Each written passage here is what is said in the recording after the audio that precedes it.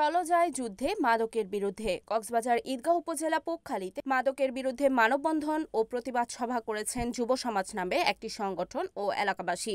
গতকাল জোহরের নামাজের পরবর্তী পোকখালী মুসলিম বাজারে মানববন্ধন অনুষ্ঠিত হয়। এটি যুব সমাজের সভাপতি মোহাম্মদ রিদওয়ান হকের সঞ্চালনায় বক্তব্য রাখেন পোকখালী ইউনিয়ন পরিষদের চেয়ারম্যান রফিক আহমেদ, জাতীয় সাংবাদিক সংস্থা জেলা সাধারণ সম্পাদক মোহাম্মদ ওসমান গনি ইলি, রাবার ড্যাম কমিটির সভাপতি আজিজুল হক রুবেল, পোকখালী ইউনিয়ন পরিষদের সাবেক চেয়ারম্যান কবির আহমেদ, মুর্শেদুল আলম বিপ্লব, মিজানুর রহমান, সাইমন সহ আর অনেকে। এ সময় বক্তারা বলেন, মাদক রয়েছে বিভিন্ন এলাকা জুড়ে। কক্সবাজার থেকে শুরু করে স্থলবন্দর, সমুদ্র বন্দর, সীমান্ত এলাকায় মাদকের ছড়াছড়ি।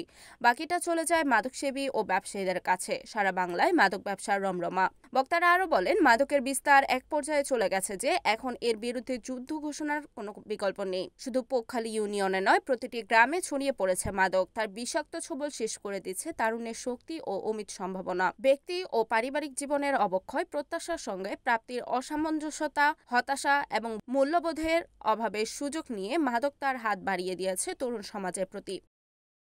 প্রতিবছরটা হচ্ছে আমাদের এই এলাকায় কিছু মাদকের আছে এবং বিভিন্ন ধরনের সামাজিক খারাপ কাজের এই ধরনের কোনো ধরনের যাতে না ঘটে, এই জন্য আমার এলাকার যুব সমাজ যে উদ্যোগ নিয়েছে, এটার জন্য আমি ওনাদেরকে আন্তরিকভাবে ধন্যবাদ জানাই এবং আল্লাহর কাছে ফরিয়াদ করি যে ওনারা মোটামুটি আল্লাহর কাছে একদম আল্লাহর খাঁটি বন্দা হিসেবে আল্লাহকে কবুল করুক। কারণ এই মাদকের জন্য আমরা অনেক দিন থেকে সংগ্রাম করে আসছি, কিন্তু স্থানীয় প্রশাসনের গাফিলতির দ্বারাই আমাদের এই পুরা এলাকাটা মোটামুটি নষ্ট হয়ে যাচ্ছে। এই অবস্থায় আমাদের এই জওয়ান এবং যুবক ছেলেরা এবং যারা আর উদ্যোগী আছে, যারা প্রবাসী আছে, সবাই মিলে, যারা চাকরিজীবী আছে, সবাই মিলে যে এটা উদ্যোগ নিয়েছে, এটার জন্য আমি আজীবন এদের কাছে ঋণী থাকবো। আমি ধন্যবাদ জানাবো তিনি এরকম একটা উদ্যোগ গ্রহণ করার জন্য। আমি ধন্যবাদ জানাবো আমার 2 নম্বর ওয়ার্ডের সকল মুরব্বী এবং ভাইদের প্রতি। শুধু আপনাদের 2 নম্বর ওয়ার্ড নিয়ে নয়, আমরা যখন কোথায় যাই, এখন আমার মনে হচ্ছে যে 2 নম্বর ওয়ার্ডকে নিয়ে আপনারা কথা বলতেছেন, আমার মনে হচ্ছে যে আমার 2 নম্বর ওয়ার্ডকে ছোট করা হচ্ছে। আমাদের 2 নম্বর ওয়ার্ডের চাইতে আরো বেশি আছে মাদক 3 নম্বর ওয়ার্ডে। আমাদের 2 নম্বর ওয়ার্ডের চাইতে মাদক আরো বেশি আছে ইসাখালীতে। আমাদের 2 নম্বর ওয়ার্ডের চাইতে বেশি আছে গুমাতলী 7 নম্বর ওয়ার্ডে। আমাদের 2 নম্বর ওয়ার্ডের চাইতে বেশি আছে 8 নম্বর 6 নম্বর নাইটকটিয়াতে। আপনারা শুধু 2 নম্বর ওয়ার্ডকে নয়, আপনারা প্রতি ওয়ার্ডে যদি চাষ করেন আপনারা থাকবেন। সেদিন আমি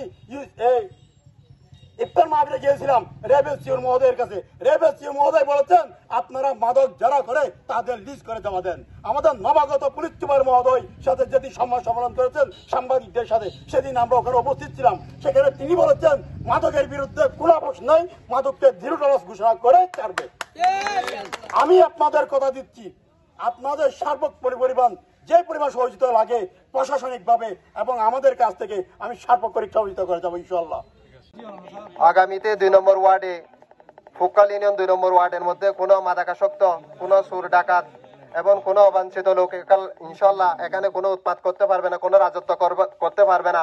সেটা আজকের সমাবেশ থেকে আমরা স্পষ্ট জানান দিতে চাই এবং আমরা দৃঢ়ভাবে বলতে পারি, আজকের পর থেকে যদি যারা চুরি ডাকাতিতে লিপ্ত, যারা মাদক বেচা কিনা করেন বা মাদকাসক্ত এবং যারা অবাঞ্ছিত বহিরাগত, শুধু 2 নম্বর ওয়ার্ডে নয়, পুরো পোকখালীতে যদি কোনো উশৃঙ্খল, কোনো চুরি ডাকাতি এবং কোনো মাদক বেচা কেনার লেনদেন হয়, আমরা বৃহত্তর পোকখালীবাসী এবং 2 নম্বর ওয়ার্ডের পোকখালী সচেতন যুব সমাজ ইনশাল্লাহ যে কোনো মূল্যে সেটা রুখে দিতে প্রস্তুতি ইনশাল্লাহ। রিপোর্ট এম আবু হেনা সাগর, NAN TV, ঈদগাঁও।